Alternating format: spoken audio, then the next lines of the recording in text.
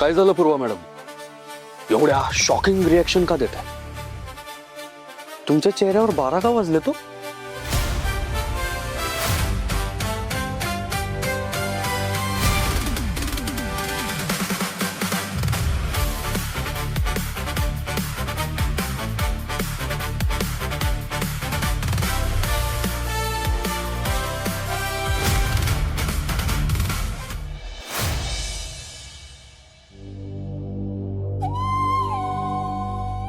ए रे but कुठं निघालीस एवढ्या घाईत? Mummy साहेब, आपल्याला सत्याला सोडवायचं असेल तर वकिलांना भेटणं गरजेचं आहे. माझ्या ओळखीत एक वकील आहे, त्यांनाच भेटायला चालले. मी लगेच येते त्यांच्या ऑफिसला जाऊन. हाय का आता मम्मी? म्हणजे आता एक जाऊबाई वकील बघणार आणि तुम्ही, हे काही चांगलं नाही वाटत बाबा. म्हणजे तुम्ही पण महिला प्रदेशाध्यक्ष आहात ना, तुमच्या काही कमी ओळखीत होय तवा? तसं नाहीये, माझ्या ओळखीतले वकील आहेत ना, आपली कामं पटापट होतील म्हणून चालले. हे ने बट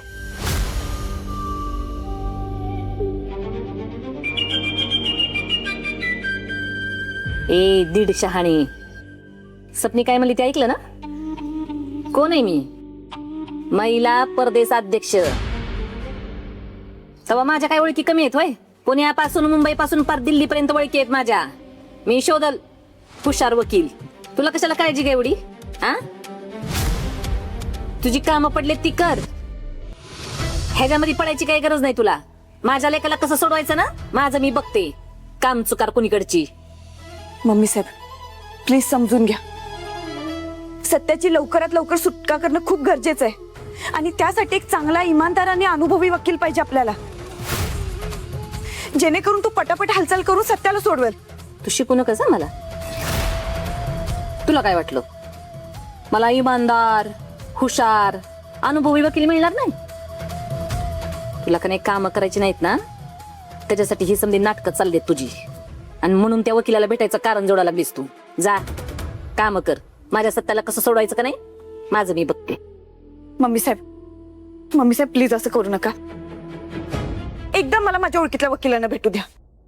तुम्हाला सत्या घरी आल्याशी कारण आहे ना. प्लीज मम्मी साहेब, प्लीज एकदा भेटू द्या मला, प्लीज. ए, तुला एकदा सांगितलेलं कळत नाही का ग? परत परत ती पिलीज पिलीज करून लावले.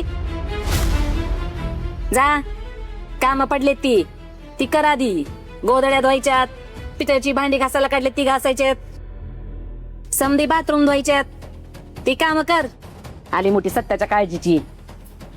त्याचं वकील पत्र घेऊन इथं लागली माझ्याशी सांगायला.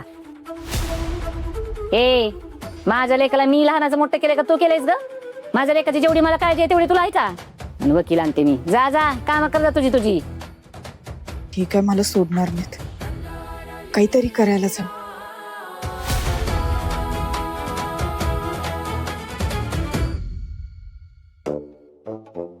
ए, बघ काय काढतीस? वकील शोध वकील. हा, हुगला कुठली हातमेड.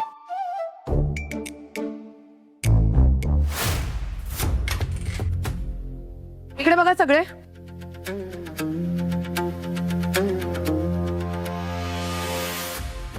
मी नसताना माझ्या केबिन मध्ये कोण गेलं होतं?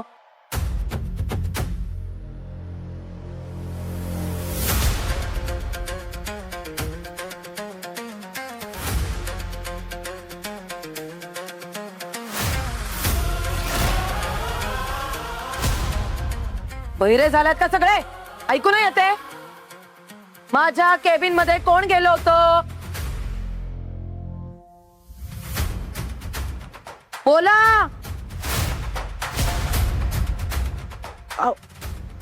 अहो कोणीच नाही मॅडम, आणि तुमची परमिशन घेतल्याशिवाय आम्ही कोणीच आत जात नाही. हो मॅडम. कोणीच नाही जात? कोणीच नाही जात? कोणीतरी फिक्स जाऊन आलंय माझ्या केबिन मध्ये. सगळा पसारा आहे आतमध्ये. माझ्या फाईल्स जागेवर नाहीयेत, माझा लॅपटॉप जागेवर नाहीये, माझी कुठलीच वस्तू जागेवर नाहीये. मला माझ्या वस्तू जागच्या जागेवर लागतात. मला नाही आवडत पसारा. पडवळ, बोला मॅडम. दिवस संपायच्या आधी सांगाल मला कोण केलं होतं माझ्या केबिन मध्ये?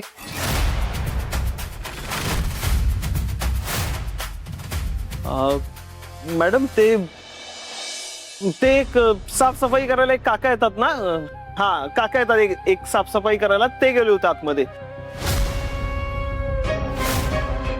त्यांच्याकडून झाला असेल पसारा, सगळं नीट ठेवायला विसरले असतील ते. साफसफाई करणारा माणूस तो तर रोज साफसफाई करतो ना. हो, रोज तर नाही असा पसारा होत. आजच एवढा पसारा का झालाय? पहिल्या दिवसापासून मी सगळ्यांना सांगितलंय मला पसारा आवडत नाही, माझ्या वस्तूंना हलवलेला चालत नाही, मला माझ्या सगळ्या वस्तू जागच्या जागेवर हव्या असतात. सॉरी मॅडम, आम्ही नेक्स्ट टाइम पासून स्वतः लक्ष देऊ. चुप, गप्पा बसा. काय सॉरी? इतके लोक आहात तुम्ही आणि कोणालाच माहित नाही माझ्या केबिन मध्ये कोण जाऊन आलंय ते. तुम्ही ना सगळे कान देऊन नीट ऐका.